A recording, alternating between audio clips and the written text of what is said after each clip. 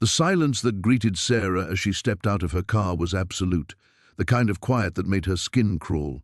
No traffic sounds, no distant music from bars, not even the hum of streetlights.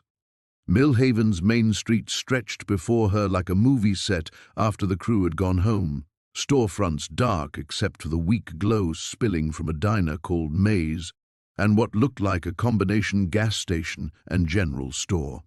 Sarah pulled her jacket tighter against the chill and grabbed her laptop bag from the passenger seat.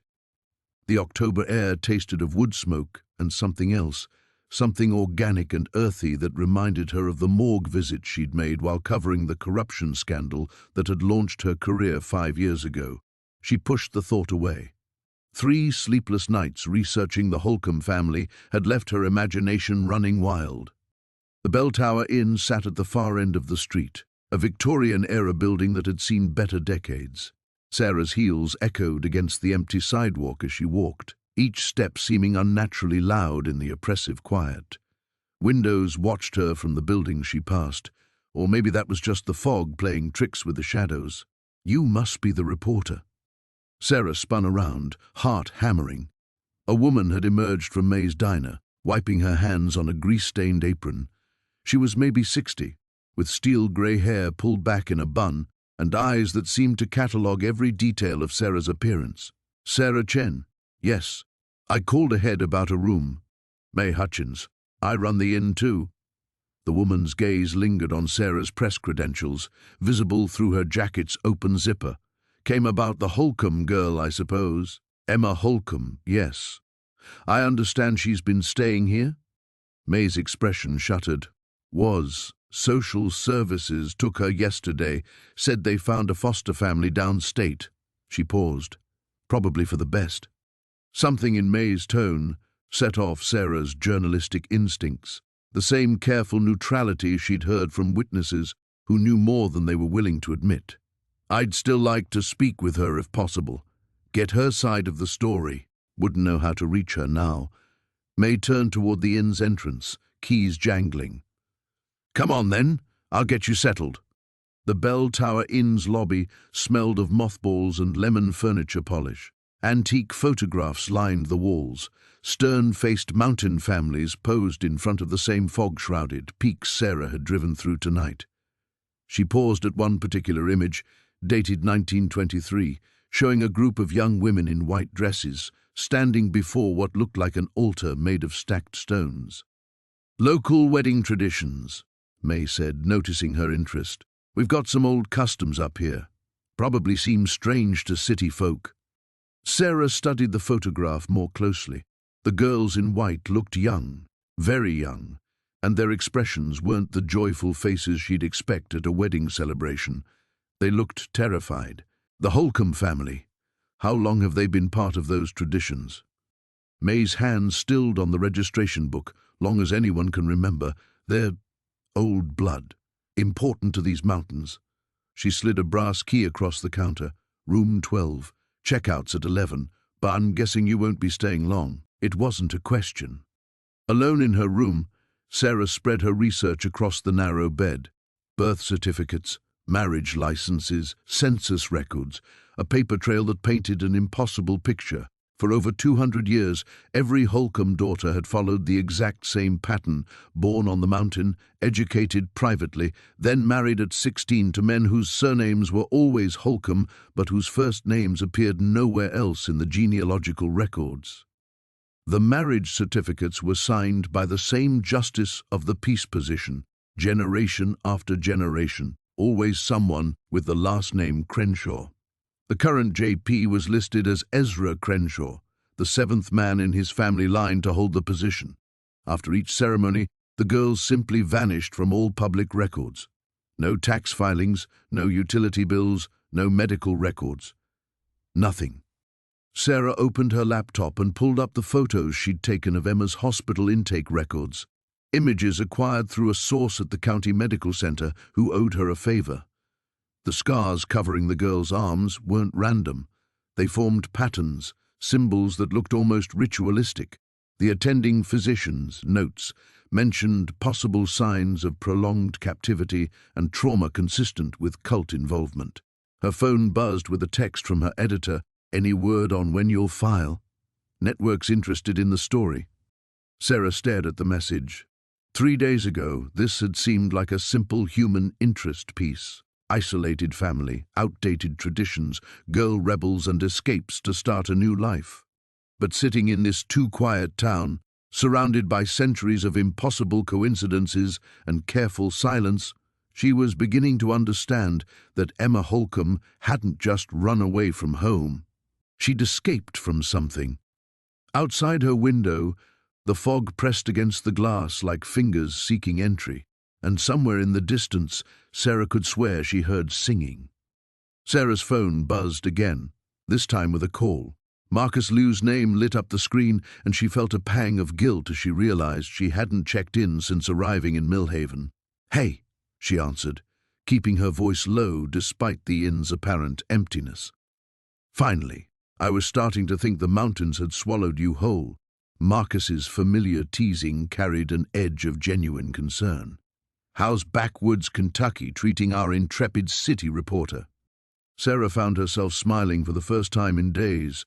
Marcus had been her anchor through every major story for the past 3 years, first as her research partner at the Tribune, then as something more complicated after too many late nights turned into shared dinners, shared beds, shared dreams of breaking the stories that actually mattered. "Weird doesn't begin to cover it," she said, settling back against the headboard. "Remember that corruption piece in Riverside? How everyone suddenly developed selective amnesia when we started asking questions?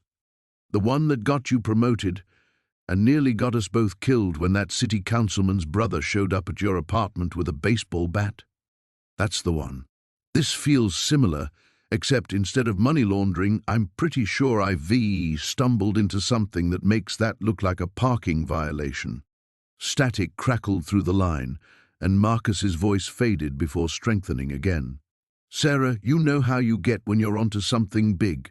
Sometimes a strange family is just a strange family. Not everything is Watergate." The words stung because they echoed her own recent doubts. After the Riverside story had made her career, she'd been hungry for the next big break, the investigation that would cement her reputation. Maybe Marcus was right. Maybe she was seeing conspiracies where there were only mountain folk and their odd traditions. "I know, I just—" Sarah paused, looking at the photographs spread across her bed. "Mark, I've got 200 years of identical marriage patterns, girls who disappear completely after age 16, and a town where nobody will make eye contact when I mention the family name. Plus, Emma Holcomb showed up covered in ritual scarring. Ritual scarring or self-harm. Isolated teenage girl, weird family dynamics.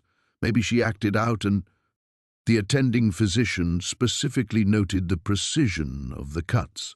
These weren't random.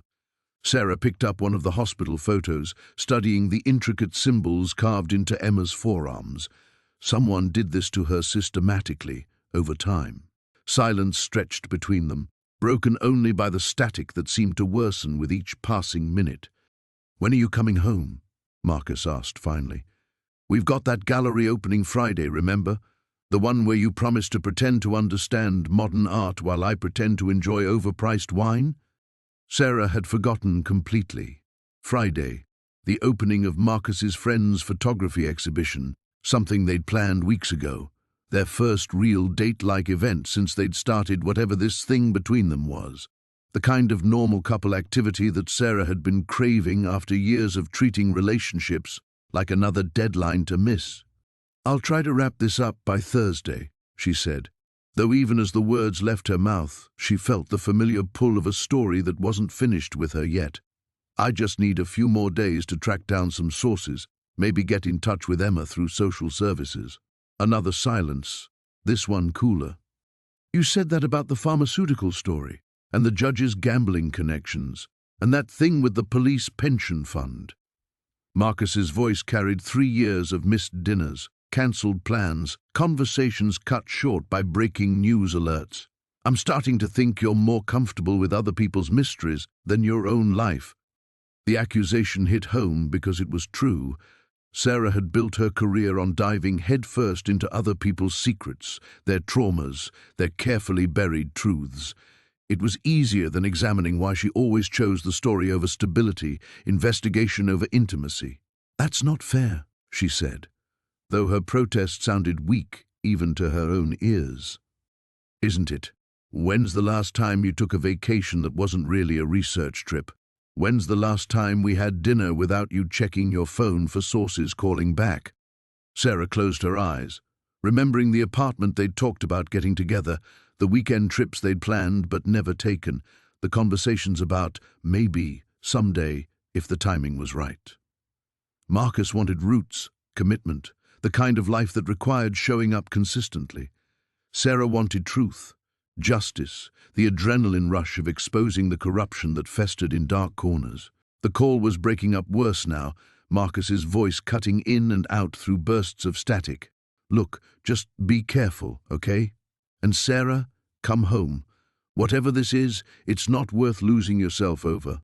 The line went dead, leaving Sarah staring at her phone in the sudden quiet. Outside, that distant singing had stopped, replaced by a wind that made the old building creak and settle around her. She thought about Marcus waiting in their shared but uncommitted life, about the gallery opening she'd probably miss, about all the normal things she kept sacrificing for the next story. Then she looked down at the hospital photos again, at Emma Holcomb's scarred arms, and knew she wasn't going anywhere. Sarah set her phone aside and tried to focus on her notes, but Marcus's words kept echoing in her mind. "You're more comfortable with other people's mysteries than your own life." She was reaching for the hospital photos again when 3 sharp knocks shattered the silence. She froze. It was past 11, and May had made it clear the inn didn't exactly cater to late-night visitors. The knocks came again, more insistent this time, followed by a voice barely above a whisper. "Miss Chen, please, I need to talk to you." Sarah crept to the door and peered through the peephole. A young woman stood in the hallway, maybe early 20s, with dark hair hanging in lank strands around a face that looked like it hadn't seen sleep in days. She kept glancing over her shoulder as if expecting someone to materialize from the shadows. "Who are you?" Sarah asked through the door. "My name's Rebecca Crenshaw. Please, I can't be seen here. They think I'm at the pharmacy in town." Crenshaw, the same name as the Justice of the Peace who'd been officiating Holcomb weddings for generations. Sarah's pulse quickened as she unlatched the door. Rebecca slipped inside like smoke, immediately moving away from the window. Up close, Sarah could see the resemblance to the stern-faced man in the old photographs downstairs, the same sharp cheekbones, the same pale eyes that seemed to hold too much knowledge. "You shouldn't have come here," Rebecca said, wrapping her arms around herself. "They're already talking about you, about what you might know." "Who's talking?" "The families, the ones who've been here since the beginning." Rebecca's gaze fell on the documents scattered across Sarah's bed, and her face went white. "Jesus Christ, you actually found records. How did you? We destroyed most of those years ago." Sarah stepped protectively between Rebecca and her research. "What do you know about Emma Holcomb?" "I know she should be dead." The words came out flat, matter-of-fact, just like all the others should be dead. But something went wrong with the ceremony and she got away before... Rebecca stopped herself, shaking her head. "I can't. I came here to warn you, not to make it worse. Warn me about..." Rebecca finally met her eyes, and Sarah saw something there that made her blood chill, the same expression she'd seen on Emma's face in the hospital photos. Pure, unfiltered terror. "My family keeps the records, the real ones, hidden in the basement of the courthouse."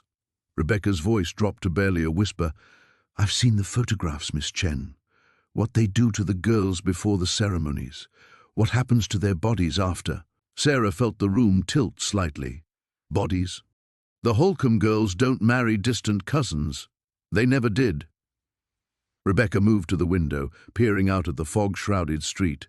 "They feed them to something that lives under the mountain, something that's been hungry for a very, very long time." The rational part of Sarah's mind, The part trained in journalism school, the part that demanded verification and credible sources, screamed that this was impossible. Mountain folklore, local legends, the kind of superstitious nonsense that rural communities use to explain away uncomfortable truths. But the other part, the part that had learned to trust her instincts about when people were lying, recognized the authenticity of Rebecca's fear. "Why are you telling me this?" "Because Emma's still out there, and they're going to find her." "And because," Rebecca pulled a manila envelope from inside her jacket, "because I can't live with it anymore. My grandfather, my father, now my brother. 7 generations of Crenshaws have been helping with the ceremonies.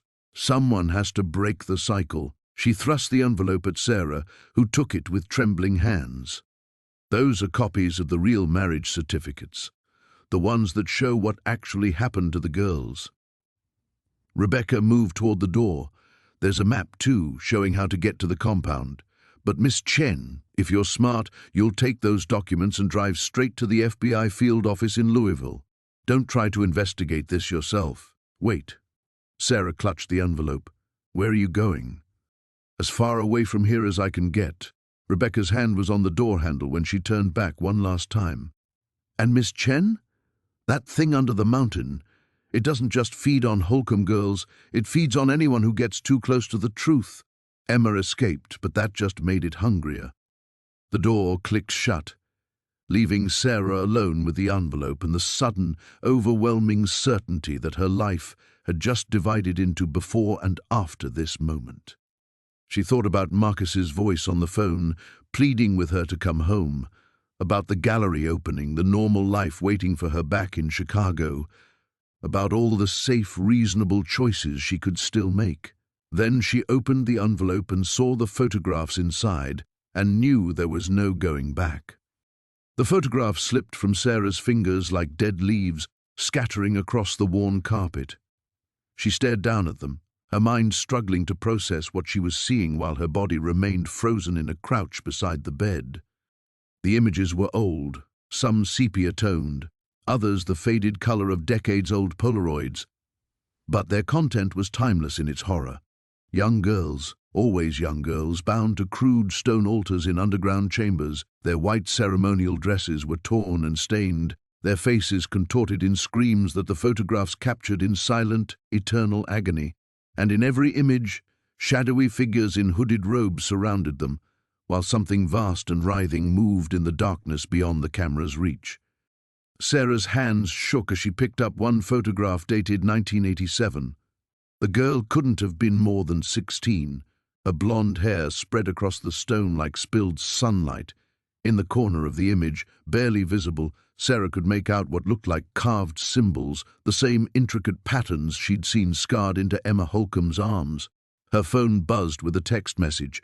"Marcus again, can't sleep. Keep thinking about our call. I love you. Come home safe." The words blurred as tears she hadn't realized were falling hit the screen. "I love you." When had he ever said that before? When had she ever let him get close enough to say it? She thought about his warm apartment with its mismatched furniture and walls lined with books, about the way he made coffee too strong and left music playing while he worked, about the life they'd been building in careful increments, the one she kept sabotaging with her need to chase stories to their darkest conclusions. She could leave, right now, throw everything in her bag, drive back to Chicago, file a story about a missing girl who'd been found safe, attend the gallery opening Friday, hold Marcus's hand while they pretended to understand art, maybe finally have the conversation about moving in together that they'd been dancing around for months. The rational choice, the safe choice, the choice that wouldn't end with her name added to whatever list Emma Holcomb had escaped. Sarah stood and walked to the window, pressing her forehead against the cold glass. The fog had thickened, turning the streetlights into dim halos that barely penetrated the darkness. Somewhere out there, Emma was hiding in a foster home, probably lying awake just like Sarah, knowing that escape wasn't the same as safety, knowing that whatever had marked her arms would keep hunting until it finished what it started. That thing under the mountain, it doesn't just feed on Holcomb girls, it feeds on anyone who gets too close to the truth. Rebecca's warning echoed in her mind, but it couldn't drown out another voice. Her journalism professor at Northwestern, drilling into her students that the most important stories were always the ones people didn't want told. That democracy died in darkness, that someone had to shine light into the corners where monsters hid. But this wasn't about democracy or corruption or campaign finance violations. This was about something that had been feeding on young girls for 200 years while an entire town looked the other way. This was about Emma Holcomb, who'd somehow survived what dozens of others hadn't, who was out there right now marked for death because she dared to run. Sarah thought about her grandmother, who died when Sarah was 12. Nai had escaped China during the war, carrying nothing but the clothes on her back and stories she would only tell in whispers. Sometimes, she used to say, the only choice is between being afraid and being brave, but being afraid doesn't keep you safe. It just keeps you quiet. The photograph dated 1987 stared up at her from the floor. 16 years old, blonde hair, white dress. Emma's age. Maybe Emma's fate, if Sarah chose safety over truth. Her phone buzzed again. This time it was her editor. Network wants to option the story. Could be huge for your career. When can you file? Career. The word felt hollow now, meaningless in the face of what lay scattered around her feet. Sarah had built her reputation on exposing uncomfortable truths, but she'd always been able to maintain emotional distance, to treat sources as interviews and victims as statistics. She'd never had to choose between her own safety and someone else's survival. She picked up the envelope Rebecca had left behind and pulled out the remaining contents. Real marriage certificates, just as promised. But these told a different story than the public records. Instead of unions, they documented deaths. Cause of death, always the same, ritual sacrifice. Body consumed. And at the bottom of each certificate, a map with an X marked deep in the mountains, where something waited in the darkness beneath the earth. Sarah closed her eyes and saw Emma's scarred arms, heard Marcus's voice saying he loved you, felt the weight of 2 centuries of silence pressing down on her shoulders. When she opened them again, she was already reaching for her car keys. The rental car's engine turned over on the 3rd try, coughing to life in the pre-dawn darkness like something reluctant to wake. Sarah's hands trembled as she adjusted the rearview mirror, catching a glimpse of her own face, pale, determined, already looking like someone who'd crossed a line she couldn't uncross. The manila envelope sat on the passenger seat beside her laptop bag, and a thermos of coffee that had gone cold hours ago. She'd spent the remaining night hours memorizing the map Rebecca had provided, tracing the route with her finger until she could navigate it in her sleep. Mountain roads that wound higher and higher, past the last cell tower, beyond the reach of rational explanation. May was awake in the inn's kitchen when Sarah crept downstairs, her movements suggesting she'd been expecting this departure. The older woman said nothing as Sarah set her room key on the counter, but her eyes held a warning that felt like a physical weight. "You don't have to do this," May said finally, her voice barely above a whisper. "Whatever Rebecca told you, some stories are buried for good reasons." Sarah paused at the back door, her hand on the knob. "Did you know them? The girls who disappeared?" May's silence stretched long enough that Sarah thought she wouldn't answer. "Then I knew Emma's mother. Sweet thing named Catherine. 16 when they took her, just like all the rest." Her voice cracked. "I was the one who braided flowers in her hair for the ceremony, told myself it was just tradition, just the way things had always been." The weight of complicity hung in the air between them. Sarah understood now why the town felt so heavy, so suffocated by its own silence. Everyone knew. Everyone had always known. "I can't unknow what I know," Sarah said. May nodded slowly. "Then God help you, child. And God help us all when they realize you're gone." Now, driving through the fog-shrouded streets of Millhaven, Sarah felt the finality of her choice settling into her bones. Behind her lay everything familiar, Marcus's love, her career, the safe boundaries of her old life. Ahead waited the unknown territory that separated journalists from true believers, investigators from crusaders. Her phone had no signal, which should have felt isolating but instead brought an odd sense of relief. No more texts from Marcus asking her to come home. No more pressure from her editor to file quickly and move on to the next story. Just her, the map, and the terrible knowledge that Emma Holcomb was running out of time. The road began to climb almost immediately after she left town, winding through dense forests that seemed to press closer with each mile. Her headlights carved a narrow tunnel through the darkness, illuminating nothing but endless trees and the occasional flash of animal eyes watching from the underbrush. The GPS had lost satellite connection 20 minutes ago, leaving her dependent on Rebecca's hand-drawn directions and her own increasingly uncertain instincts. Sarah thought about the last investigative piece she'd written, a clean, factual exposé of municipal corruption that had earned her a journalism award and a commendation from the mayor's office after the guilty parties were safely behind bars. There had been clear villains, satisfying arrests, a tidy resolution that left readers feeling informed and empowered. This felt different. This felt like stepping off the edge of the known world into something that couldn't be solved with public records requests and Freedom of Information Acts. Something that required faith instead of facts, courage instead of credentials. The photographs from Rebecca's envelope flashed through her memory. Those silent screams, those writhing shadows, the careful documentation of horrors that had been hidden in courthouse basements for generations. Sarah had built her reputation on believing in evidence, but what did you do when the evidence led you beyond the boundaries of what evidence could explain? A wooden sign materialized in her headlights. Private property, no trespassing, violators will be prosecuted. The same warning appeared on dozens of signs as the road narrowed from pavement to gravel to dirt, barely wide enough for her car. She was crossing the threshold now, leaving behind the world where missing girls made headlines and entered the one where they simply vanished into the hungry darkness beneath ancient mountains, where journalists became participants, where the story consumed the storyteller. Her grandmother's voice echoed in her memory. Sometimes the only choice is between being afraid and being brave. Sarah pressed harder on the accelerator, climbing higher into the mountains where something waited that had been feeding for 200 years, where Emma Holcomb's scars would finally make sense, and where Sarah would discover whether some truths were too dangerous to survive knowing. There was no going back now. The fog closed behind her like a door sealing shut, and ahead lay only the terrible certainty that she was no longer hunting the story. The story was hunting her. The dirt road finally widened into a clearing, where Sarah's headlights swept across a cluster of ramshackle buildings that seemed to hunker against the mountainside like wounded animals.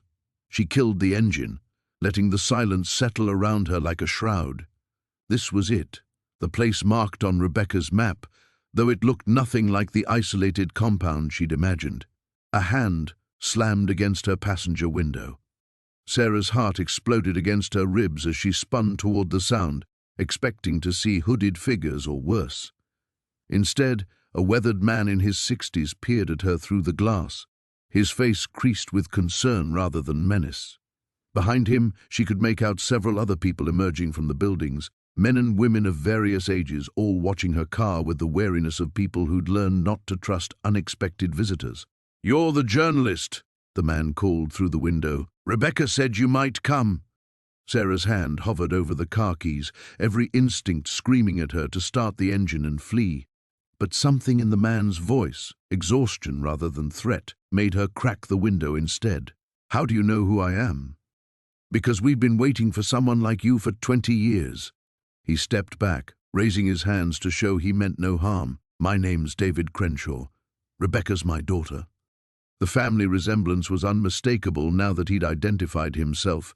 The same pale eyes, the same sharp features worn down by secrets and sleepless nights. Sarah opened the car door slowly, her muscles coiled for flight. Where is Rebecca now? Gone. Left this morning after she came back from town. David's voice carried the weight of a father who'd lost his child to choices he'd helped create. Took what money we had and headed for the interstate. Smart girl, smarter than any of us.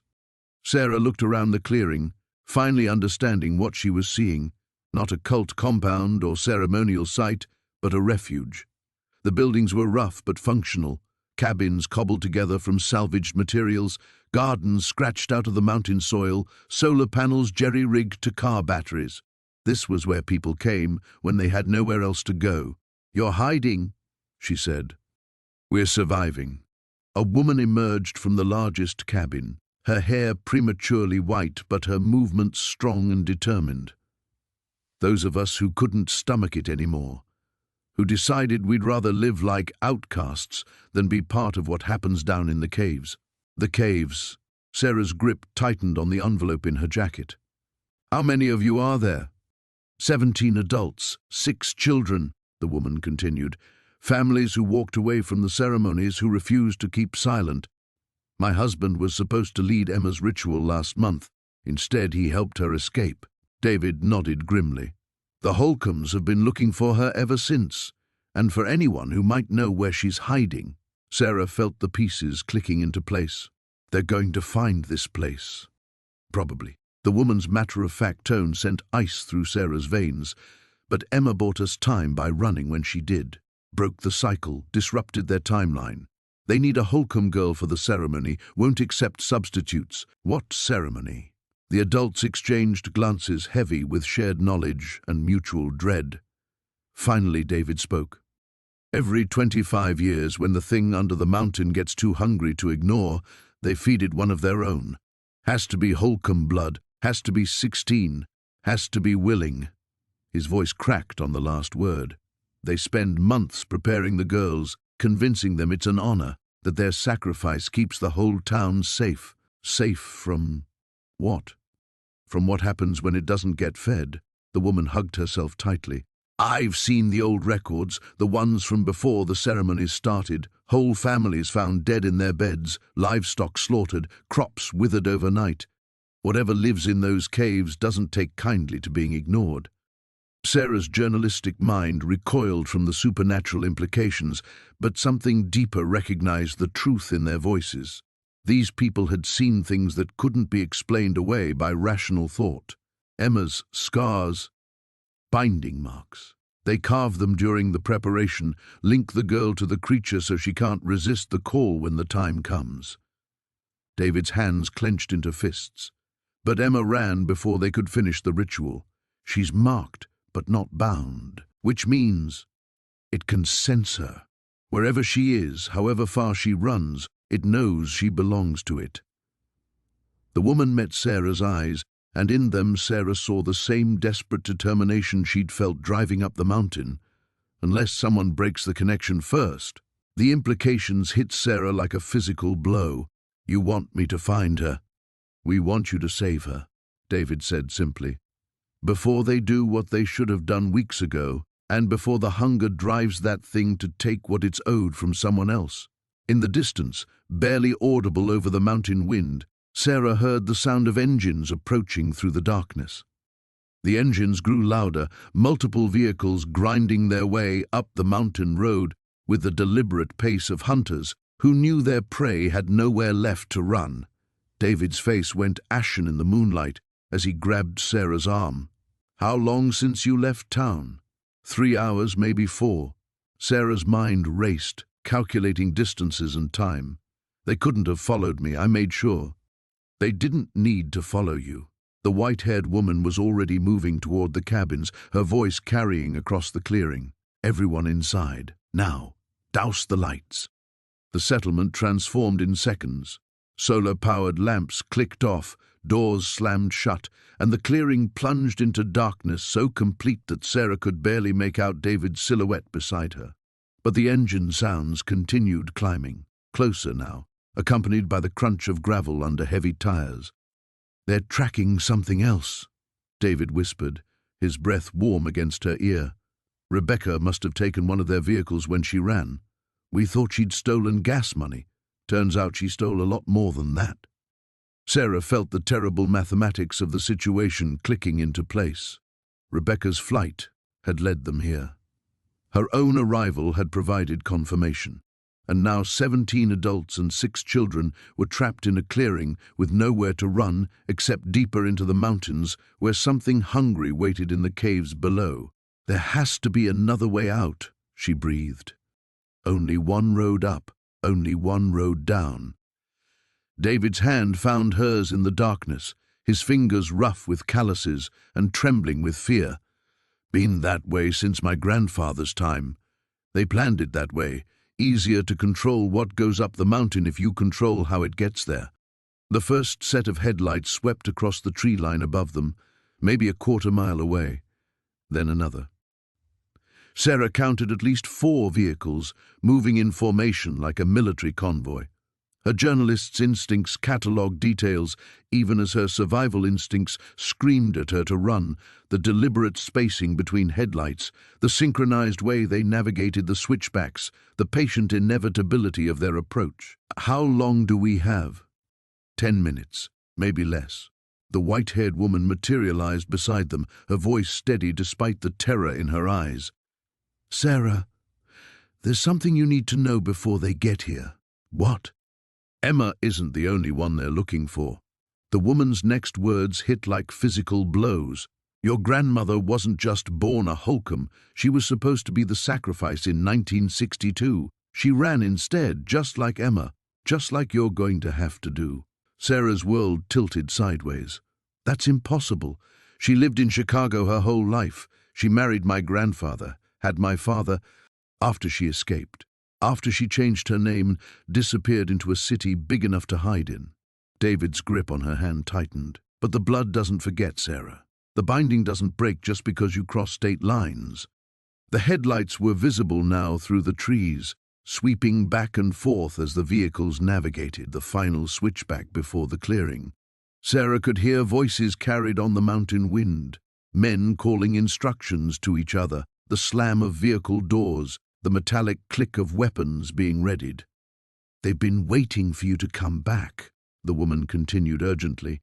3 generations of patience, but they knew eventually one of Hannah's descendants would be drawn home. "It's in your blood. The need to know, the need to expose truth. They've been counting on it." Sarah thought about Marcus, probably lying awake in Chicago wondering why she hadn't called, about her editor waiting for a story that would never be filed, about the life she'd built on the foundation of her grandmother's escaped legacy, never knowing it was borrowed time. "The cave," she said suddenly. "Where is it exactly?"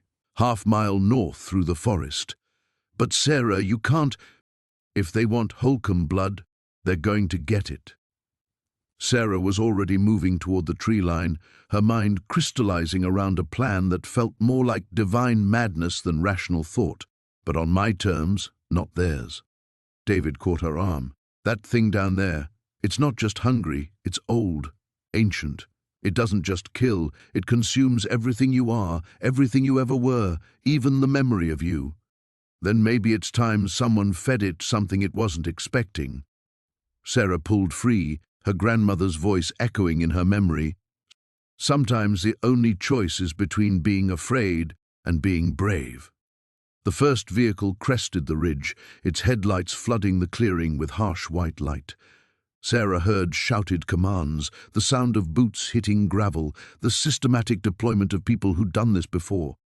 But she was already running into the forest, following her blood toward the darkness beneath the mountain, carrying the story that would either save Emma Holcomb or damn them both to the hunger that waited below.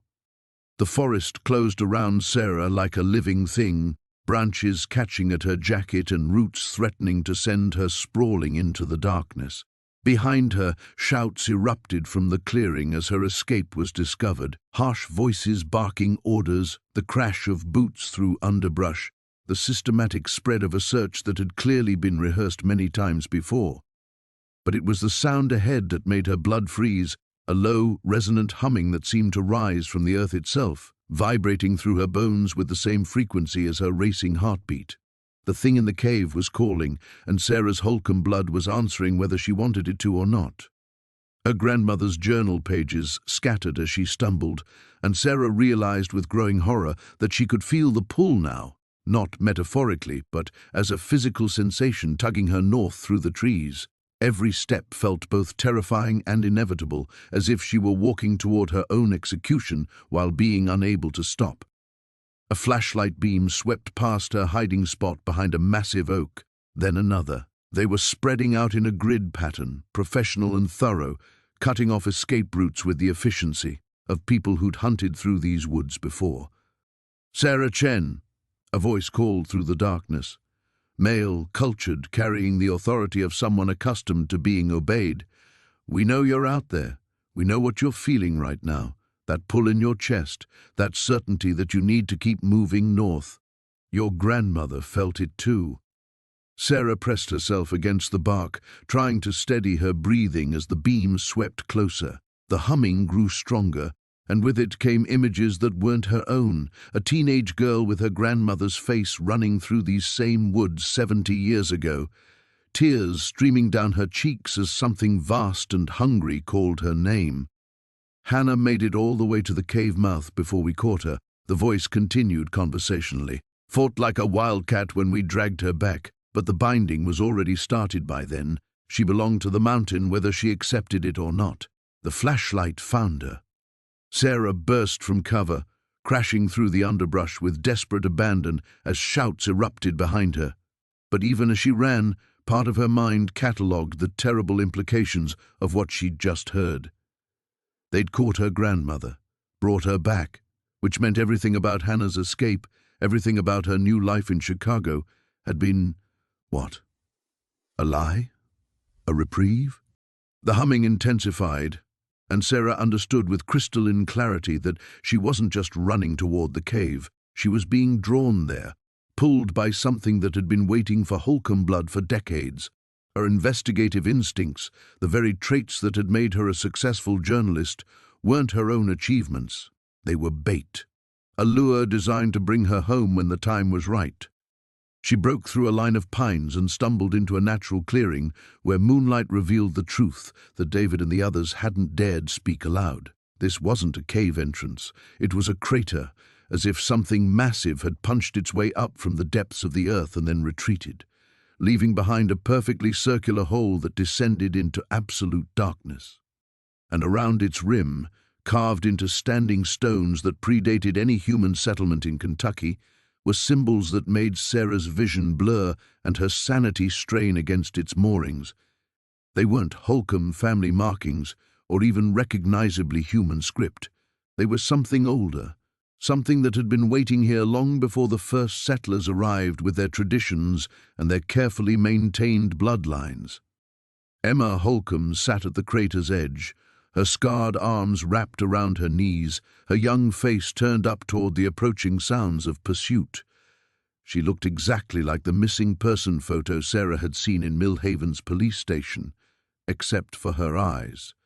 They held the terrible wisdom of someone who'd seen what waited in the darkness below and understood that running only delayed the inevitable.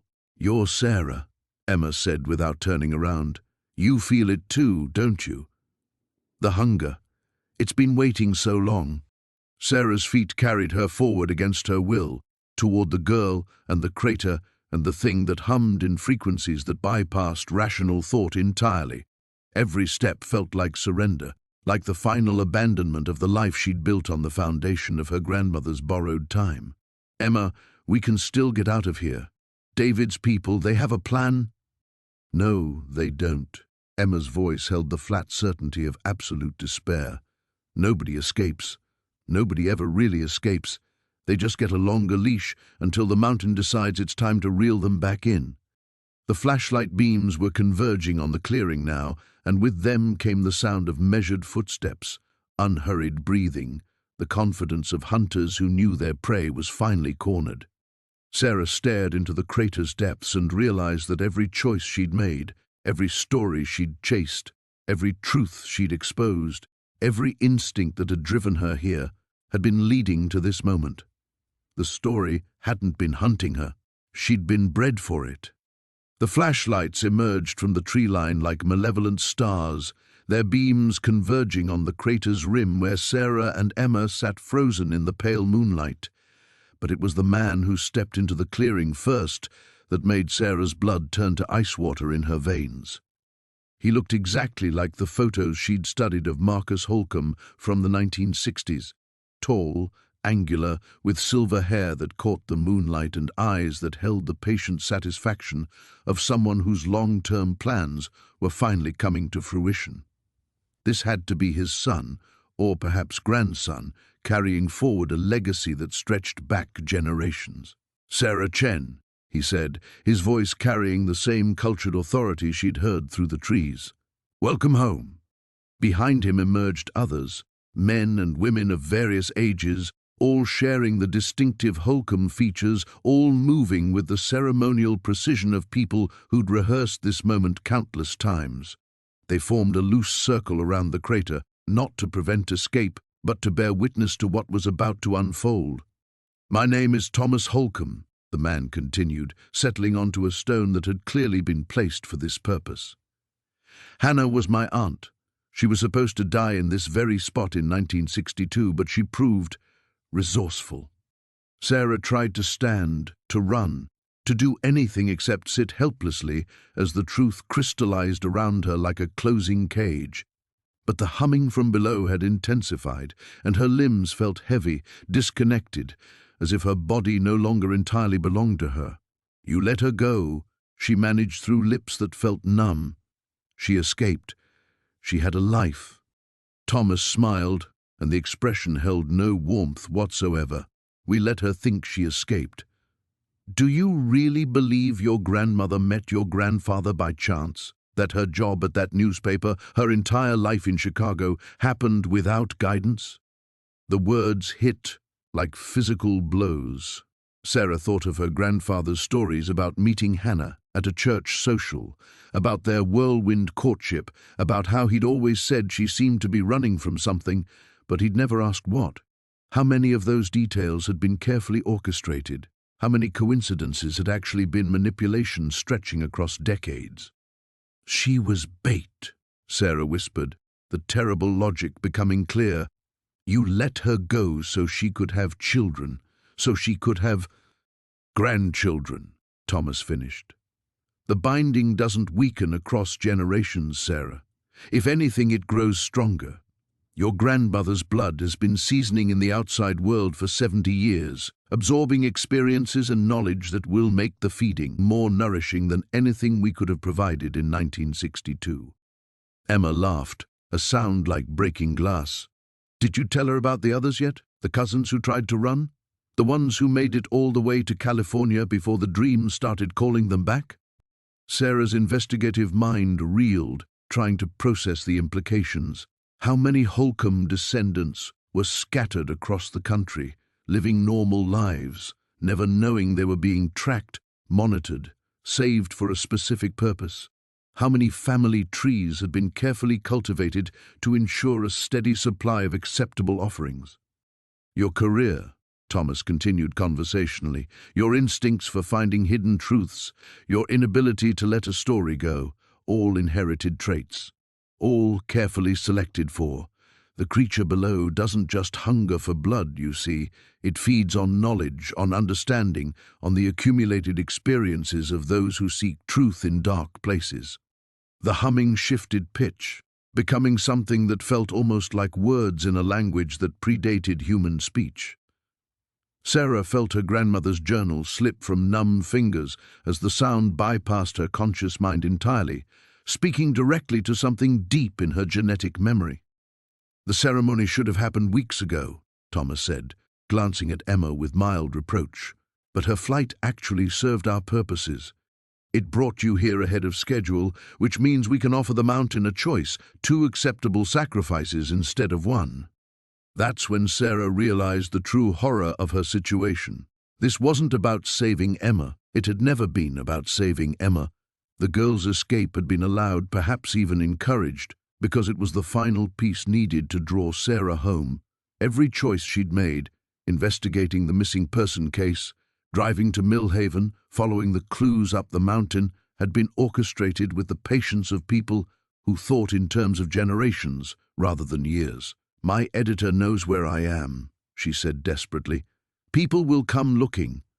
No one is coming, Emma said quietly, her scarred arms catching the moonlight. No one ever comes. And even if they did, what would they find? A tragic accident. A journalist who got lost in the mountains while chasing a story that was too dangerous for an outsider to understand.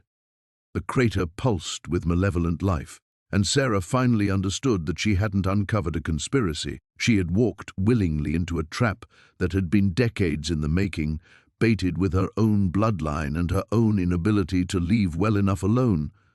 The humming from the crater suddenly ceased, leaving a silence so complete that Sarah could hear her own heartbeat thundering against her eardrums. In that terrible quiet, as the Holcomb family members maintained their vigil around the rim, Sarah's mind finally assembled the last pieces of a puzzle that had been constructed across generations. "You're not just keeping something contained down there," she said, her voice cutting through the stillness like a blade. "You're feeding it, nurturing it, helping it grow stronger." Thomas Holcomb's satisfied expression flickered for just a moment, the first crack in his composed facade. Around the circle, Sarah caught glimpses of unease on other faces, subtle shifts that her journalist's eye catalogued even through her terror. "The creature has protected our family for over 2 centuries, Thomas replied carefully. "In exchange for periodic offerings, it has ensured our prosperity, our influence, our—" "Bullshit." Sarah struggled to her feet, fighting against the strange lethargy that had been creeping through her limbs. "I've seen the records. I've traced the pattern. You're not feeding it to appease it, you're feeding it to strengthen it. Every 16 years another sacrifice, every generation the offerings get more carefully selected, more specifically bred for their knowledge and experiences." Emma's head snapped up, her scarred face suddenly sharp with attention. For the first time since Sarah had found her at the crater's edge, the girl looked truly alert. "What are you saying?" Sarah's mind raced, connecting threads she'd been gathering unconsciously throughout her investigation. The timing isn't random. 16-year cycles, always increasing in scope. Your great-grandmother's generation. They fed it local girls, teenagers who wouldn't be missed. Your grandmother's time, they started reaching out to bloodlines, tracking family trees. Now they're cultivating prospects across multiple states, multiple generations. She turned to face Thomas directly, her fear crystallizing into something harder and more dangerous. "You're not preserving some ancient tradition, you're participating in something that's getting ready to outgrow its current arrangement." The silence that followed was different now, charged with a tension that had nothing to do with the ritual proceedings. Sarah saw several family members exchange glances, caught the subtle way hands moved toward concealed weapons. "Every feeding makes it stronger," she continued, her voice gaining momentum as the terrible logic became clear. "Every carefully selected sacrifice adds to its knowledge base. My grandmother wasn't just saved as breeding stock, she was research. You needed to know how far your influence could reach, how effectively you could manipulate bloodlines across vast distances." Emma was on her feet now too, her young face blazing with an intelligence that had been hidden beneath layers of resignation and despair. "The scars on my arms," she whispered. "They're not from trying to escape. They're from the preliminary contact, aren't they? It was testing me, learning from me, before the actual ceremony." Sarah nodded grimly. "And when it's learned everything it can from individual sacrifices, when it's mapped out enough family trees and tested enough bloodline connections," she let the implication hang in the air, "it won't need to stay hidden in a cave anymore," Emma finished. The crater pulsed once, a deep throb of acknowledgement that seemed to confirm Sarah's worst fears. Whatever waited in the darkness below wasn't just some ancient creature satisfied with periodic offerings. It was methodically preparing for something larger, something that would require far more than isolated mountain families could provide. Thomas Holcomb stood slowly, his ceremonial composure finally cracking to reveal something desperate underneath. "You understand nothing about the forces we're dealing with. The binding isn't optional, it's survival. If we don't provide what it requires, it will take what it needs anyway, and far less selectively. Maybe, Sarah said, backing toward the crater's edge with Emma beside her. Or maybe you've been so focused on maintaining control that you've missed the signs that control was slipping away from you generations ago. She thought of David's people in their hidden settlement, of the careful way they'd spoken about the mountain, of their certainty that something was changing. They'd known. On some level, they'd all known that the arrangement between the Holcomb family and the thing in the depths was evolving beyond anyone's ability to contain it. The real question, Sarah continued, her journalist's instincts finally operating at full strength, is what happens when it decides it doesn't need your permission anymore. The humming resumed from below, but this time it carried a different quality, not the patient hunger Sarah had felt before, but something that sounded almost like anticipation. Around the crater's rim, the assembled family members shifted uneasily, their ritual confidence beginning to fracture as they confronted possibilities they'd never allowed themselves to consider. Sarah realized that her arrival hadn't just completed a sacrifice, it had triggered a revelation that would change everything, for the Holcomb family, for the creature below, and for whatever was about to emerge from decades of carefully orchestrated deception into the wider world beyond these mountains.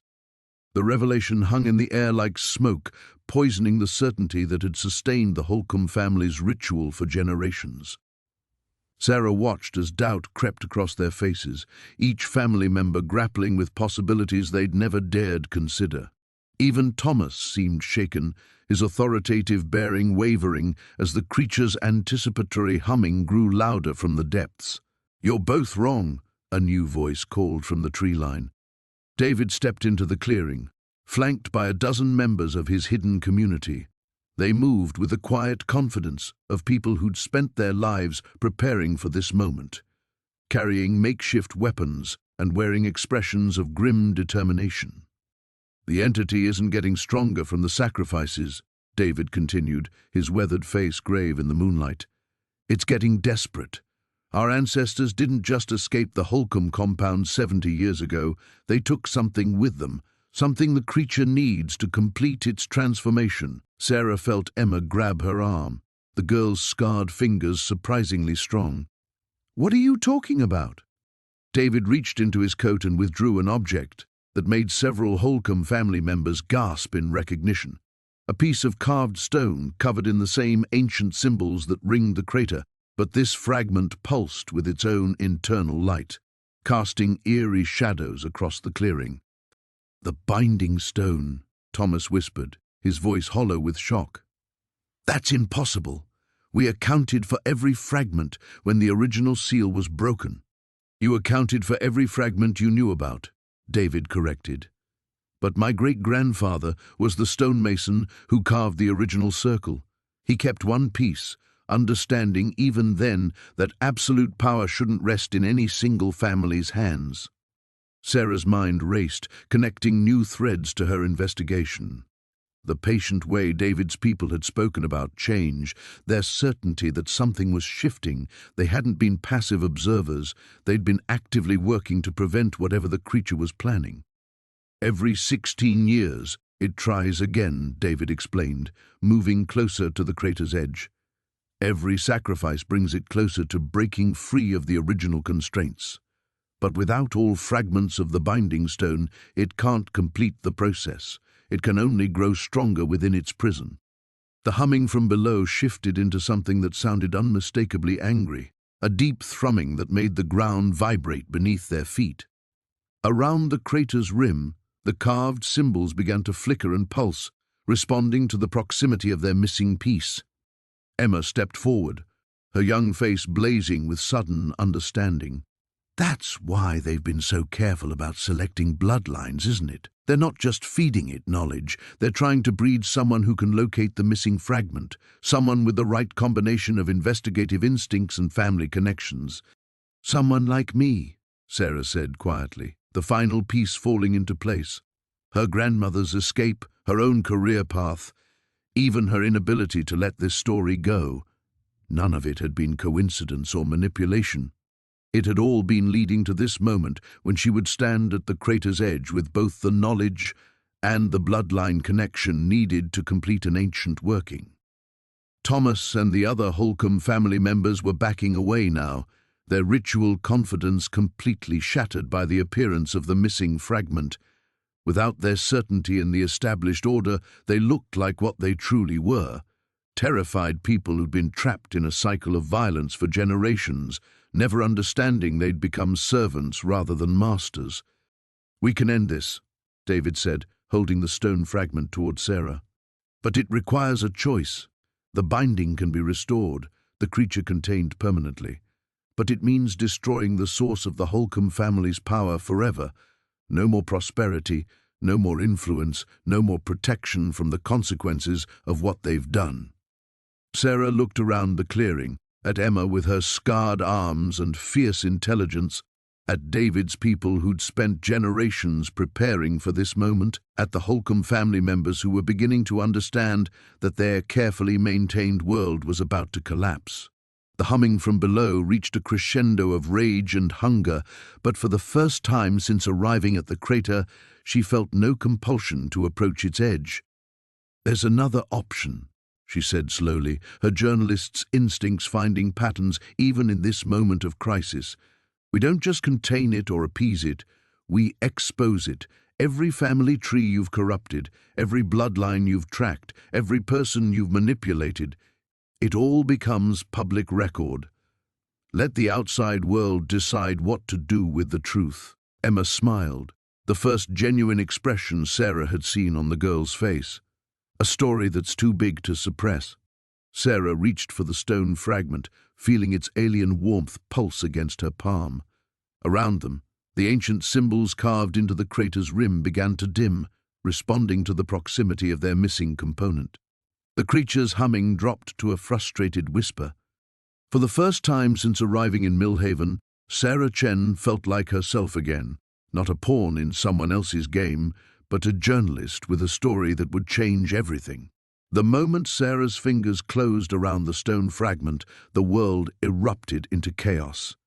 The creature's frustrated whisper became a shriek of rage that seemed to tear through reality itself. The ground beneath the crater cracked and split, sending family members scrambling backward as chunks of earth tumbled into the depths. Ancient symbols carved into the rim flared with desperate light before beginning to crumble, their power finally failing after 2 centuries of containing something that should never have been bound in the first place. "What have you done?" Thomas Holcomb screamed over the din, but his words were lost in the cacophony of stone and fury rising from below. Sarah felt the fragment's alien heat burning against her palm, but she held on, understanding with crystalline clarity that this was her moment of commitment. Not to the Holcomb family's twisted legacy, not to David's well-intentioned containment, but to the truth that had driven her into journalism in the first place. Some stories demanded to be told, regardless of the consequences. "Emma," she called out, extending her free hand to the girl. "We're leaving. All of us." But even as they began moving toward the tree line, Sarah felt the weight of her earlier choices crushing down like an avalanche.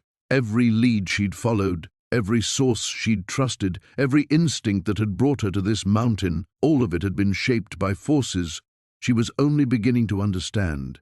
The investigation that had seemed like her greatest professional triumph was revealing itself as the culmination of a manipulation spanning 3 generations.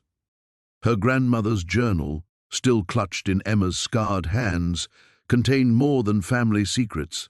It held the documented experiences of a woman who'd spent 70 years believing she'd escaped, never knowing that her freedom had been an elaborate experiment designed to test the creature's ability to influence events far from its mountain prison.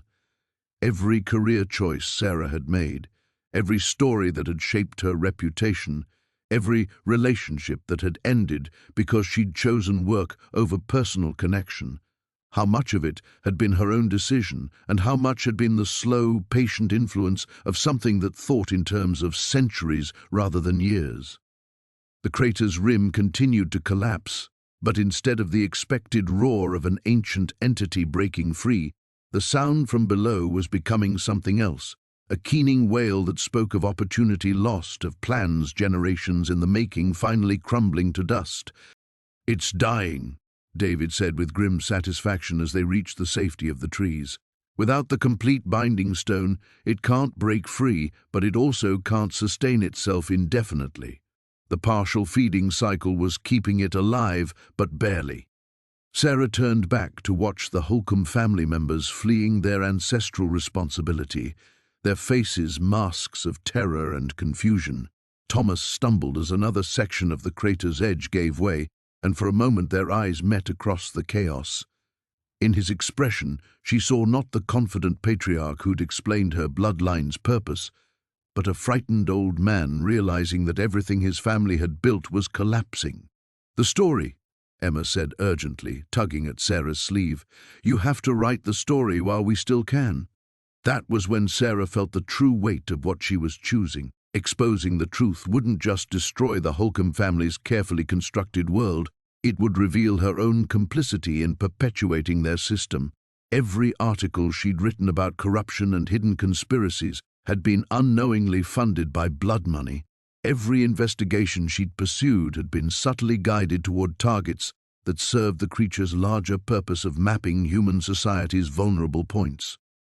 Her phone, miraculously still functioning despite everything she'd endured, contained enough evidence to bring down not just the Holcomb compound, but the entire network of influence they'd built across multiple states.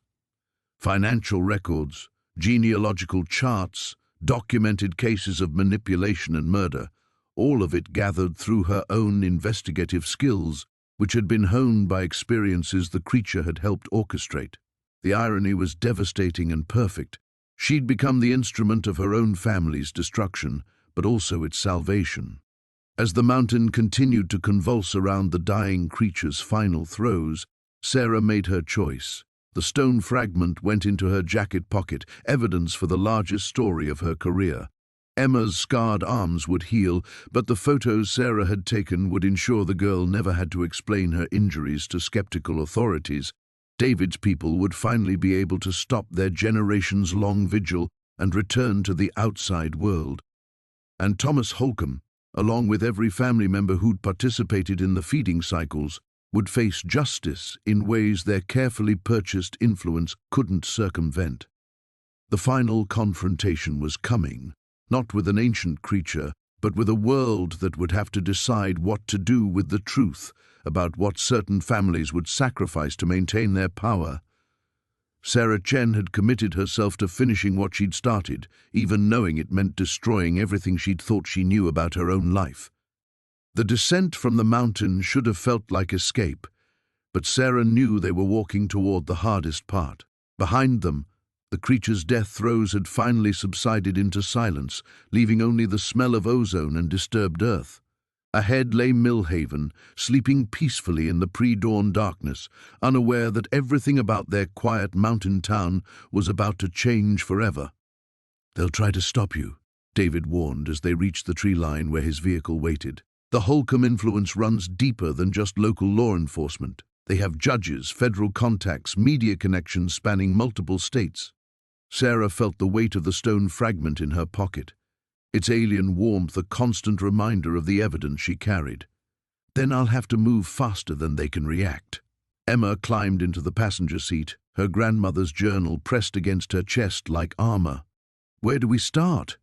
That was the question that had been burning in Sarah's mind since she'd made her choice at the crater's edge. Every instinct told her to follow standard journalistic protocol, verify sources, build an unassailable case, present the story through proper channels, but standard protocol assumed a world where the subjects of investigation didn't have otherworldly assistance in covering their tracks. "We start by breaking every rule I've ever learned about responsible reporting," Sarah said, starting the engine. "We flood every possible outlet simultaneously. Social media, news networks, federal agencies, academic institutions, everything at once before they can coordinate a response." As they drove through Millhaven's empty streets, Sarah's mind catalogued the evidence she'd gathered. The photos on her phone showed everything from the crater itself to the ritual gathering, from Emma's scars to the ancient symbols carved into stone. Her recorded conversations with Thomas Holcomb contained admissions that would destroy any legal defense. The financial documents she'd photographed revealed a network of corruption spanning decades. But the most damning evidence was also the most incredible: her grandmother's journal, filled with detailed accounts of otherworldly influence and systematic manipulation that would sound like fantasy fiction to anyone who hadn't experienced it firsthand. "We need corroboration," she said, pulling into the parking lot of Millhaven's small police station. "Independent witnesses who can verify parts of the story while I prepare a larger exposé." David nodded from the back seat. "My people have been documenting the Holcomb activities for 70 years. We have photographs, genealogical records, testimonies from 3 generations of survivors. We've been waiting for someone with the platform to make it public."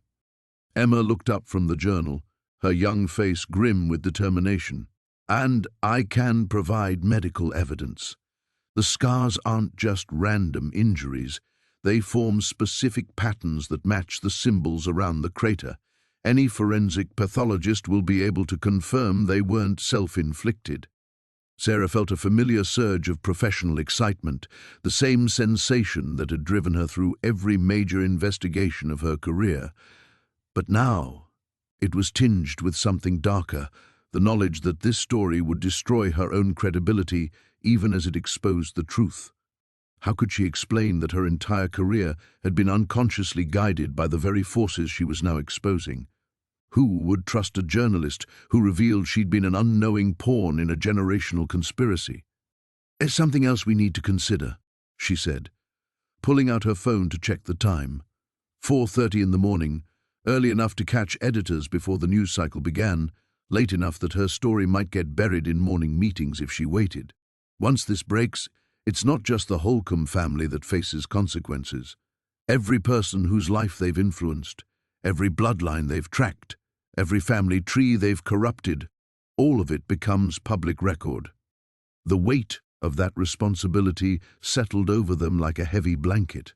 Sarah wasn't just exposing a local conspiracy, she was revealing a systematic violation of privacy and autonomy that had affected thousands of people across multiple generations. Some of those people might welcome the truth. Others might prefer their quiet ignorance to the knowledge that their life choices had been subtly manipulated by forces beyond their understanding. "That's not our decision to make for them," Emma said quietly. "People deserve to know the truth about their own lives, even if it's painful." David leaned forward from the back seat. "The creature is dead, but its influence lingers in the systems the Holcomb family built around it. Financial networks, political connections, social manipulations, all of that will continue operating unless it's exposed and dismantled." Sarah stared at her phone, knowing that her next call would change everything. Not just for the Holcomb family or the people they'd manipulated, but for herself. This wasn't just the biggest story of her career. It was the last story of the career she'd thought she knew. She scrolled through her contacts, pausing at the name of her editor at the Washington Herald. One phone call would set everything in motion. One decision would determine whether the truth about Millhaven would spread across the world or disappear into the same shadows that had protected the Holcomb family for 2 centuries. The final test wasn't facing an ancient creature or escaping a mountain compound. It was choosing to destroy her own professional life in service of a truth too important to suppress. Sarah's finger hovered over her editor's number for 3 heartbeats before the decision crystallized. She pressed call. "Marcus, it's Sarah Chen. I need you to listen very carefully because I'm about to send you something that will sound impossible." The familiar voice of her editor crackled through the phone, groggy with sleep but sharpening as she spoke. "Sarah? Christ, it's 5 a.m. This better be—" "The Holcomb story isn't what we thought. I'm uploading everything to the secure server now. Photos, documents, recorded confessions. You have 30 minutes to review it before I send copies to every major outlet simultaneously." She ended the call and began the process of digital distribution, her fingers flying across her phone's screen as years of investigative training kicked into overdrive. Upload to the Herald's secure server, copy to her personal cloud storage, encrypted emails to contacts at the Times, the Post, the Guardian, social media posts with carefully selected images that would be impossible to debunk or suppress. "They're moving," David said sharply, pointing toward the mountain road. A convoy of black SUVs was descending from the Holcomb compound, their headlights cutting through the pre-dawn darkness like searching eyes. Sarah counted at least 6 vehicles, moving with the purposeful coordination of people who'd planned for this contingency. "How long do you need?" Emma asked, watching the approaching lights with surprising calm. 5 more minutes. Sarah's phone buzzed with an incoming call from Marcus, but she ignored it, continuing her methodical destruction of 2 centuries of carefully maintained secrecy. Academic contacts who specialized in folklore and anthropology received carefully curated packages of evidence. Federal agents she'd worked with on previous investigations found encrypted files appearing in their secure mailboxes. Local news stations across 3 states received anonymous tips with enough photographic evidence to demand immediate attention. The convoy reached the town limits, and Sarah could see Thomas Holcomb's distinctive silver sedan leading the procession. Even from a distance, she could sense the desperate urgency in their movements. They weren't coming to negotiate or threaten. They were coming to eliminate the evidence before it could spread beyond their control. "There," Sarah said, hitting the final send button. "It's done. Every major news outlet in the country now has enough evidence to run independent investigations. Even if they stop us here, the story will break by noon." Her phone immediately erupted with incoming calls, Marcus, her contacts at other publications, federal agents responding to her overnight tips. The digital avalanche had begun, and there was no stopping it now. Thomas Holcomb's sedan pulled into the police station parking lot, followed by the rest of his convoy. Through the windshield, Sarah could see his face. No longer the confident patriarch who'd explained her bloodline's purpose, but a cornered animal realizing his carefully constructed world was collapsing in real time. He stepped out of the car with 3 other family members Sarah recognized from the ritual gathering. In the harsh fluorescent light of the parking lot, they looked smaller somehow, diminished by the loss of their otherworldly patron and the certainty it had provided. "Sarah Chen!" Thomas called out, his voice carrying across the empty lot with forced authority. "We need to discuss the situation rationally." Sarah rolled down her window but didn't leave the vehicle. "The situation is that your family's century of murder and manipulation is about to become front-page news across the country. There's nothing left to discuss." "You don't understand the consequences of what you've done," Thomas said, moving closer. "The creature's death doesn't end our obligations. There are contracts, agreements, financial structures that depend on maintaining certain discretions. Destroying our family's reputation will hurt innocent people." Emma leaned forward from the passenger seat, her scarred arms clearly visible in the parking lot's harsh light. "Like it hurt me? Like it hurt every girl who came before me?" Thomas's composure cracked slightly as he saw Emma's scars, the physical evidence of his family's crimes. "The old ways were ending anyway. We were transitioning to more modern approaches, finding alternatives that didn't require—" "Sacrifice," Sarah interrupted. "Murder? The systematic violation of human autonomy? What exactly were you transitioning away from, Thomas?" Her phone continued buzzing with incoming calls, each ring representing another news outlet receiving her evidence package. In a few hours, investigative teams across the country would be mobilizing, following leads she'd provided, building independent cases that the Holcomb family's remaining influence couldn't suppress. Thomas seemed to hear the buzzing too, understanding what it meant. His shoulders sagged as the full weight of his family's exposure settled over him. Behind him, the other family members looked around nervously, already calculating their own survival strategies now that their patriarch's authority was crumbling. "You've destroyed something that took 200 years to build," Thomas said quietly. "I hope the truth you're so eager to share was worth the chaos it's going to unleash."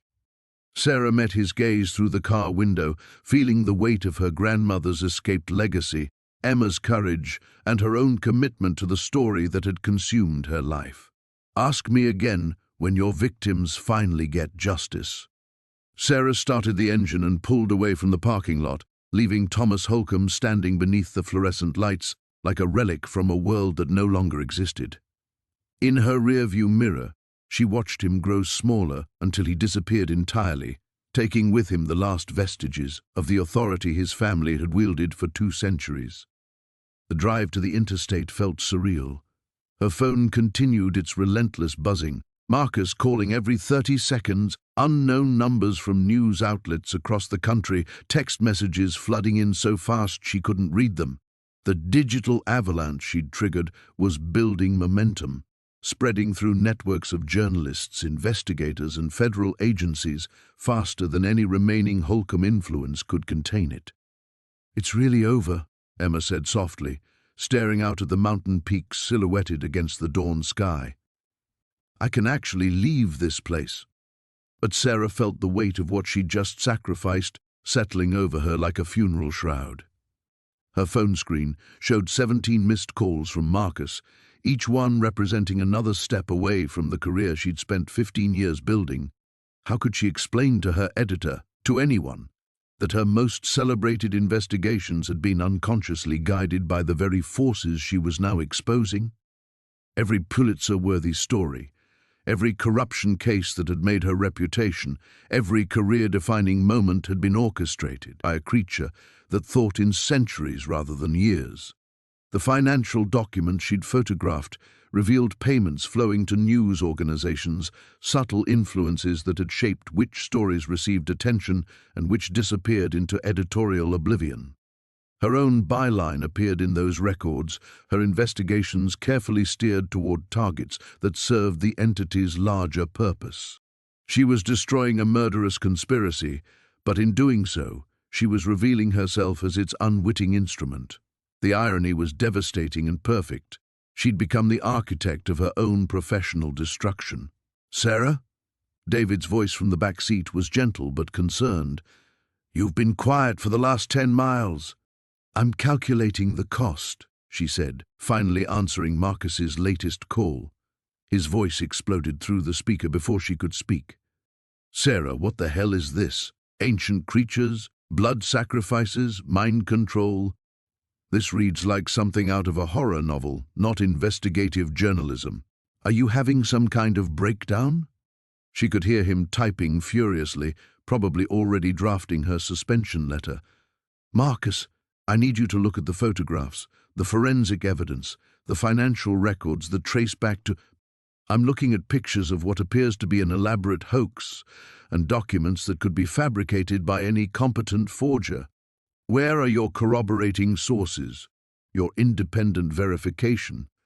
Sarah, this isn't journalism, this is career suicide." The word suicide hung in the air between them, heavy with unintended accuracy. Sarah was killing the professional identity she'd spent her adult life creating, but unlike the Holcomb family's victims, she was choosing this death. "Run the story or don't," she said quietly. "But in 6 hours, when every other major outlet starts publishing their own investigations based on the evidence I've provided, remember that you had the chance to be first." She ended the call and immediately received a text from her contact at the Times, story confirmed. "Going to print in 4 hours. Are you available for comment?" Emma reached over and squeezed her hand. "You're giving up everything for people you've never met, people who don't even know they were victims." "That's what journalism is supposed to be," Sarah replied, though her voice carried the weight of someone saying goodbye to everything familiar. "We're supposed to speak for people who can't speak for themselves, even when it costs us everything." Her phone rang again, this time an unknown number with a Virginia area code. She answered to find herself speaking with FBI Special Agent Jennifer Morrison, someone she'd worked with on a corruption case 3 years earlier. "Agent Morrison?" "Jen, I've been reviewing your overnight package. If even half of this is verifiable, we're looking at federal charges spanning multiple decades. But I have to ask, how deep does your own involvement go? There it was, the question that would define the rest of her life. Sarah could craft a careful answer, minimize her unknowing complicity, try to preserve some fragment of her credibility, or she could tell the complete truth and accept the full cost of the choice she'd made. According to the documents, my entire career was influenced by the same forces I'm exposing. Every story I've broken, every investigation that made my reputation, all of it was subtly guided to serve their larger purposes. I was an unwitting asset who became a liability. The silence on the other end stretched for long seconds. When Morrison spoke again, her voice was carefully professional. "We'll need extensive debriefing sessions. Your credibility as a witness may be compromised, but the physical evidence you've provided appears independently verifiable." Sarah watched the sunrise paint the mountains in shades of gold and crimson, knowing she was seeing them for the last time as the person she'd been. Tomorrow, she would wake up as someone else entirely. Not Sarah Chen, investigative journalist, but Sarah Chen, reformed conspirator seeking redemption through truth. The cost was everything she'd worked to become. But Emma was free. The victims would finally receive justice, and the truth would survive. It was enough. The interstate stretched ahead like a ribbon of possibility, carrying them away from Millhaven as the first news alerts began appearing on social media. Sarah watched her phone screen illuminate with notifications, breaking news banners, trending hashtags, the viral spread of information that no amount of Holcomb influence could contain. Hashtag Millhaven Mystery was already gaining traction, accompanied by the stark photographs she'd uploaded. The crater beneath the mountain, Emma's ritual scars, documents bearing the family's seal. 3 outlets have confirmed independent investigations, she said, scrolling through the messages flooding her inbox. The Times is running a preliminary story in 2 hours. CNN wants Emma for an exclusive interview. Emma shrank back against the passenger seat. "I don't know if I'm ready for that kind of attention." "You don't have to be," David assured her from behind. "My people can handle media coordination, provide support for survivors who want to speak publicly. You've already done the hardest part by escaping." Sarah's phone buzzed with another call, this time from a number she didn't recognize. The voice on the other end was crisp, professional, carrying the weight of federal authority. "Miss Chen, this is Special Agent Richardson with the FBI's Crimes Against Children Unit. Agent Morrison shared your evidence package with our team. We're mobilizing a task force to Millhaven within the hour." The reality of what she'd set in motion hit her with unexpected force. In her rear-view mirror, the mountains that had hidden 2 centuries of secrets were about to be crawling with federal investigators, forensic teams, journalists from across the country. The quiet isolation that had protected the Holcomb family's crimes would be shattered forever. "There's something else you need to know," she told Agent Richardson. "The financial documents reveal a network of influenced individuals across multiple industries. Judges, politicians, business leaders, some knowingly complicit, others manipulated without their awareness. This investigation is going to implicate people who don't even know they're connected. We're prepared for that possibility. How many potential victims are we talking about?" Sarah glanced at Emma, thinking of all the girls who hadn't escaped, all the families whose bloodlines had been tracked and influenced for generations, hundreds of direct victims over 2 centuries, thousands of individuals whose lives were subtly manipulated. The scope is unprecedented. After ending the call, they drove in contemplative silence through the Kentucky countryside. Sarah watched familiar landmarks disappear behind them. The exit for the university where she'd first heard Emma's name, the truck stop where she'd made the decision to stay and investigate, the overlook where she'd first glimpsed the true scope of the Holcomb compound. Each mile carried her further from the person she'd been when she'd arrived in Millhaven 3 weeks ago. That Sarah Chen had believed in objective journalism, in her own incorruptible pursuit of truth. This Sarah Chen understood that even the most dedicated investigator could become an unknowing instrument of the very forces they sought to expose. Her phone rang again.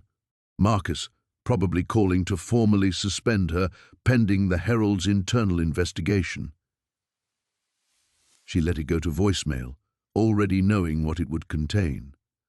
By evening, her editor's desk would be flooded with calls from other news organizations demanding to know why the Herald had sat on the biggest story of the decade. By tomorrow, her 15-year career would be dissected by media critics trying to determine how much of her previous work could still be trusted. "Do you regret it?" Emma asked quietly, watching Sarah's phone continue its relentless buzzing. The question hung between them like a bridge spanning two different worlds, the one where Sarah had preserved her career by staying silent, and the one where she'd chosen truth over personal preservation. On one side lay professional respect, financial security, the identity she'd spent her adult life constructing. On the other lay the knowledge that Emma would live free from the mountain's shadow, that other potential victims would never face the choosing ceremony, that 2 centuries of carefully hidden murders would finally receive justice. "Ask me again in a year," Sarah said, though she already knew the answer. Her phone buzzed with a text from her college roommate. "Just saw the news alert about your Holcomb investigation." "Holy shit, Sarah. This is incredible." Another from her former mentor at journalism school, watching your story break across every network. "This is the kind of investigation we talked about in class, the one worth risking everything for." And then, unexpectedly, one from Marcus Herald board meeting in 1 hour.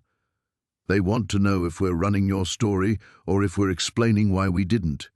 I need to know, can you stand behind every word?" Sarah pulled over at a rest stop and stepped out of the car, breathing the clean mountain air one last time. In the distance, she could see helicopters heading toward Millhaven, news crews and federal investigators converging on the quiet town that would never be quiet again. She typed back a single word: "Years." The old Sarah Chen, the one who'd unknowingly served forces beyond her understanding, was gone. What remained was something harder to define but infinitely more valuable, someone who'd chosen truth over comfort, justice over security, redemption over reputation. It was enough. The return. The Herald's newsroom felt different when Sarah walked through the glass doors 3 days later. The familiar chaos of ringing phones and clacking keyboards continued, but conversations stopped mid-sentence as colleagues noticed her arrival. She'd become a story herself, the journalist whose investigation had triggered a federal task force, Senate hearings, and international headlines about America's hidden history of ritual murder. Marcus stood by the assignment desk, looking older than she remembered. Dark circles shadowed his eyes, and his usually crisp shirt was wrinkled from what she guessed had been 48 hours without sleep. When he saw her, something complex crossed his face, relief mixed with professional uncertainty. "Sarah," he gestured toward his office. "We need to talk." She followed him past the curious stares of reporters who'd worked alongside her for years. Jenny Martinez from the crime beat offered a small wave. Tom Richardson from politics nodded with something that might have been respect, but she could feel the underlying tension, the questions they all carried. How much of her previous work could they trust? How deep did the manipulation go? Marcus closed his office door and sank into his chair. "The board met for 6 hours yesterday. Half wanted to fire you immediately for the liability you've created. The other half wanted to nominate you for every journalism prize in existence." Sarah remained standing, too restless to sit. Through the office window, she could see the newsroom where she'd spent a decade building her reputation, one story at a time. "What did you decide?" "We're running your complete investigation as a 5-part series starting Sunday. Front page, above the fold, with a full editorial explaining our decision to support your findings." Marcus rubbed his temples. "We're also conducting an internal review of every story you've filed in the past 5 years. The words hit harder than she'd expected, looking for signs of outside influence. "The FBI found financial connections between Holcomb entities and 12 major news organizations, including us.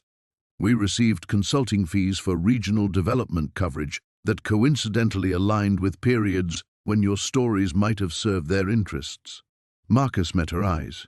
You weren't the only one being used, Sarah. None of us knew. Her phone buzzed with a familiar ringtone, David's organization. She'd been staying at their DC safe house while giving depositions to federal agents, but the real work was just beginning. 23 women had come forward claiming Holcomb family connections, their stories spanning 4 decades across 7 states. Emma was helping coordinate their testimonies, her own escape serving as a beacon for others who'd been told they were alone. There's something else, Marcus continued. The Times wants to hire you as a special correspondent for the ongoing investigation. Full editorial independence, unlimited resources. They're calling it the most important story of the decade. Sarah watched the newsroom through the glass, remembering the young reporter who'd walked through these same doors 15 years ago with fierce ambitions and absolute faith in the power of truth. That woman had believed journalism could expose any corruption, solve any mystery, right any wrong. This woman understood that sometimes the greatest corruption hid behind good intentions, that truth could destroy the very person seeking it. I need to finish what I started first, she said. Emma and I are testifying before the Senate subcommittee next week. The FBI thinks there might be similar operations in other isolated communities, patterns we haven't identified yet. Marcus nodded slowly. The offer will stand whenever you're ready. She left the Herald building and walked to the small cafe across the street where she'd eaten countless working lunches, planned investigations, celebrated bylines. The owner, Mrs. Patterson, smiled as Sarah approached the counter. Saw you on the news, the older woman said, pouring Sarah's usual coffee without being asked. Brave thing you did, exposing those people. I'm not sure brave is the right word. What would you call it then? Sarah considered the question while adding cream to her coffee. Through the cafe window she could see her reflection, thinner than before, with new lines around her eyes and a quality of attention that hadn't been there a month ago. She looked like someone who'd seen something that couldn't be unseen. Necessary, she said finally. Her phone rang as she stepped back onto the sidewalk. Emma's number appeared on the screen, and Sarah felt the familiar mix of protective concern and admiration that had developed since their escape from Millhaven. Sarah? Emma's voice carried excitement rather than the careful control she'd maintained during their FBI interviews. I got accepted. Early admission to Georgetown, full scholarship. I can start in the spring semester. The words hit Sarah with unexpected joy, pure and uncomplicated in a way she'd almost forgotten was possible. Emma would have the life that 17 generations of Holcomb daughters had been denied. The future that 2 centuries of victims had died protecting. That's incredible, Emma. You deserve every opportunity ahead of you. I never thanked you properly, Emma said quietly. For believing me, for risking everything to help someone you barely knew. Sarah looked up at the Herald building, at the newsroom where her colleagues were probably still debating her credibility, then at the street where her new life was waiting to unfold. The old Sarah Chen was gone, but what remained felt more solid somehow. Someone who'd chosen truth over safety and found peace in the aftermath of destruction. You don't need to thank me, she said. You saved yourself.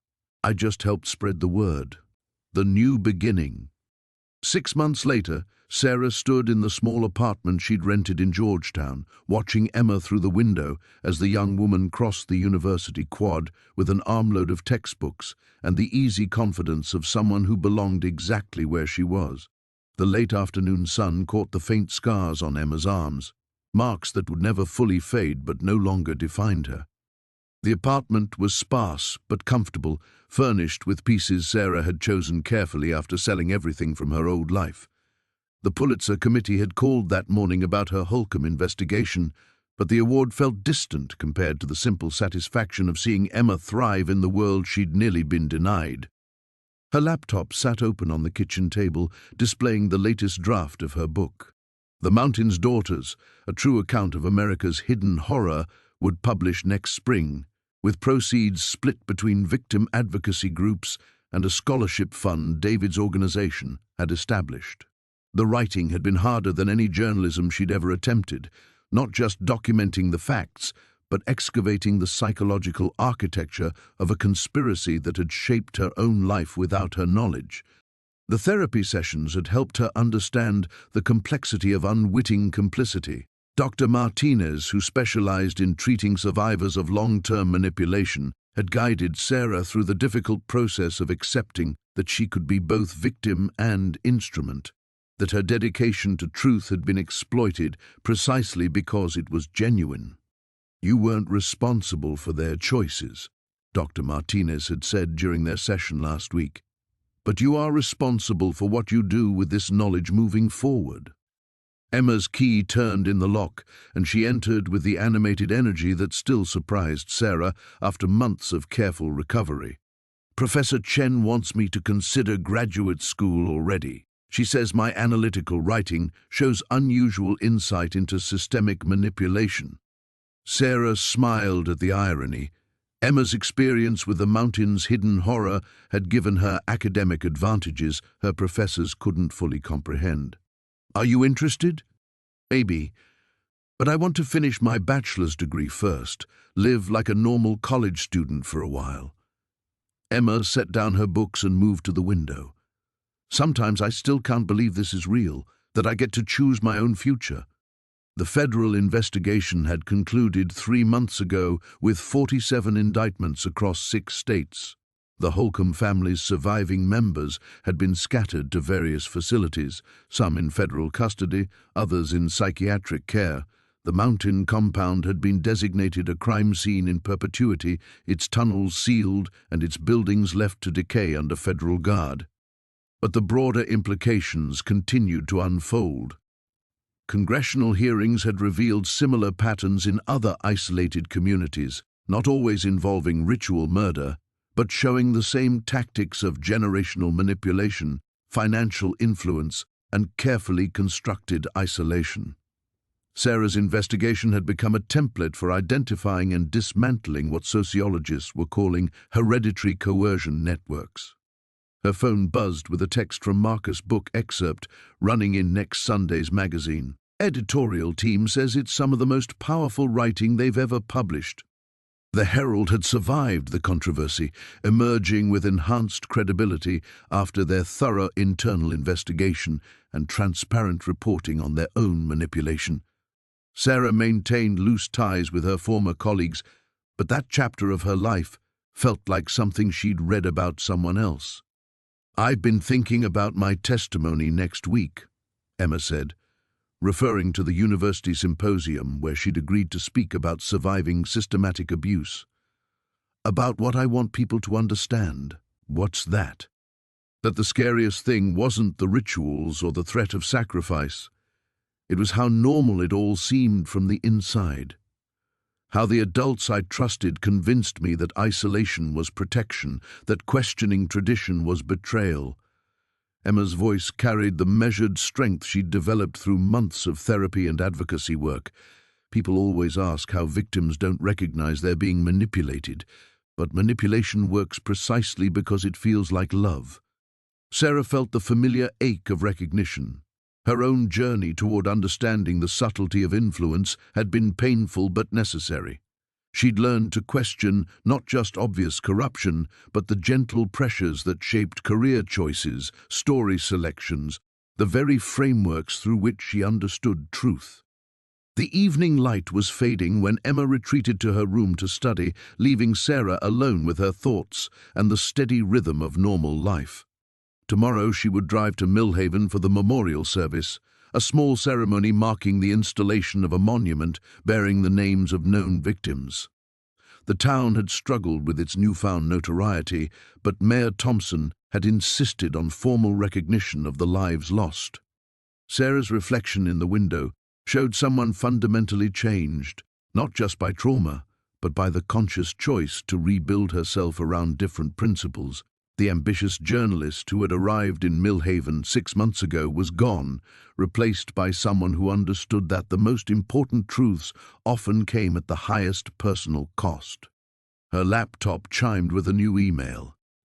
The subject line read, "Thank you," and the message was from a woman in Oregon whose grandmother had been a Holcomb cousin, whose family had always wondered about their matriarch's mysterious disappearance in 1943. Because of your investigation, we finally know what happened to her. We can grieve properly now, and my daughter can grow up knowing the truth about where she comes from. You gave us back our history.